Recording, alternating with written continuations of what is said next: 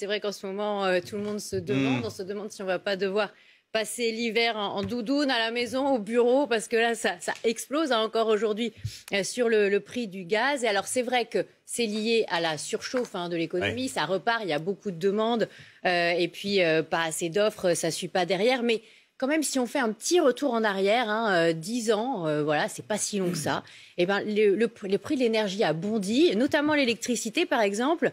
Et alors, l'électricité qui était réputée pas chère en France, pas très taxée, ben, finalement, elle devient très taxée parce que maintenant, on est à 36% du prix de l'électricité que sont des taxes, la TVA, la fameuse TICFE et puis la CTA, toutes ces taxes, ben, ça représente 26% du prix de l'électricité et on voit que c'est vraiment devenu très très important. À quoi sert cette taxe-là que vous venez de citer?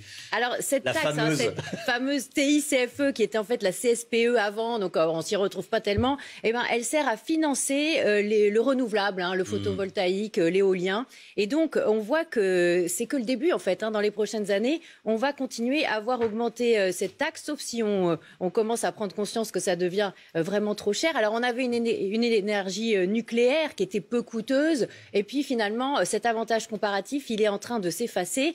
Et alors pour le gaz, c'est un paradoxe aussi. On voit que l'électricité c'est 36% du prix, les taxes, le gaz c'est 30% du prix. Donc là où on nous dit tout le temps, passez à l'électrique, etc., finalement proportionnellement il y a plus de taxes pour l'électricité. Et puis alors globalement la fiscalité environnementale, elle a énormément aussi augmenté. On était à 39 milliards il y a 10 ans.